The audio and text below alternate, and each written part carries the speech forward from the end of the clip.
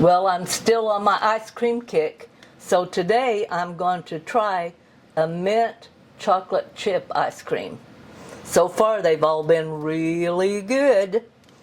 Okay, I have 2 cups of half and half here in my bowl, and to that I'm going to add 1 cup of sugar. And I'm going to whisk that until it's all mixed in good. It won't take very long, it just needs to be in there nice and even. And then I'm going to add 2 cups of heavy cream.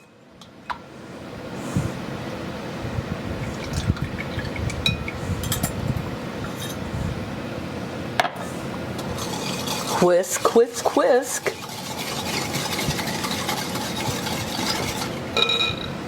Half a teaspoon of vanilla.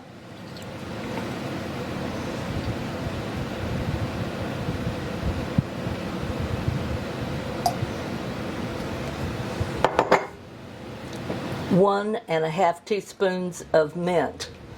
Since I have my half teaspoon here, it's going to be 3 of these half ones. So it's 1.5 teaspoons of pure mint. Now, peppermint would be different, so do not use peppermint in here. We're wanting regular mint.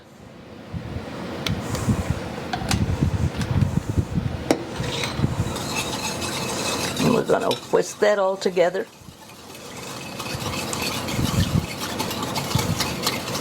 You don't feel any sugar scraping around on the bottom. It's all been kind of absorbed up into the milk mixture.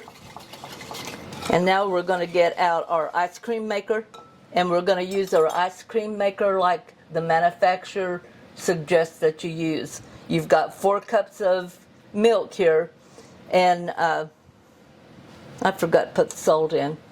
We want about 1/4 a teaspoon of sea salt.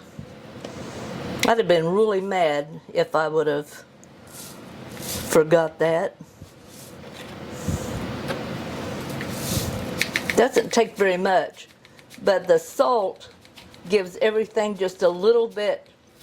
It's a good balance whenever you're doing something sweet. Okay, that's about 1/4 of that. Now I'm going to mix that some more because I want that salt mixed in. Then I'm going to put it in my ice cream maker, and I'm going to let this churn around in there for anywhere from 5 to 7 minutes. Okay, our ice cream is beginning to thicken, and I'm going to turn it off. And to this mixture I am going to add 3 ounces of chopped semi-sweet chocolate and 1 ounce of milk chocolate that I have chopped up. Well, I just locked it going the other direction. And I'm just going to kind of evenly dump that in there, and then I'm going to turn my ice cream maker on again and gradually mix that in.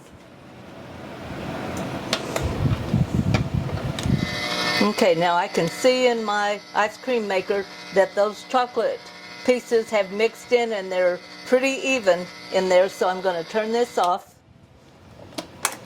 And then I'm going to pour this into a square glass bowl and put it in the freezer. Now on this, and also on the one that I made, the strawberry cheesecake one, I poured it like that, and then instead of scooping it out, I just cut it into squares to serve it, and it looked really good. I can eat ice cream just about any way you serve it. Michael, I'll let you hang on to that one. And then I'm just going to pour this in here. Now, according to the recipe, it says that this just needs to stay in the freezer for a few hours. I will probably leave this in overnight just to make sure. And then I'm going to cut it into squares, and I'm going to eat some of that. I don't know after you have a little bite, if you'll, a little tasting of it, if you'll make it all night. Well, It's pretty good. I get up pretty often through the night, so never know, never know. Kind of spread that out so it'll be nice and even, and doesn't that look good? Now see, this looks just like what you get, except we did not add green food coloring. I don't want to add any artificial coloring with it. Mint is a clear color, and that's the color it's going to be. All right, into the freezer for overnight.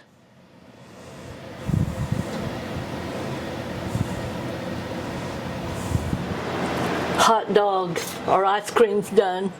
That looks so good. Oh, that little edge there, well, I had to try just a little bit, just to make sure, you know, it was going to be fit to serve to somebody else.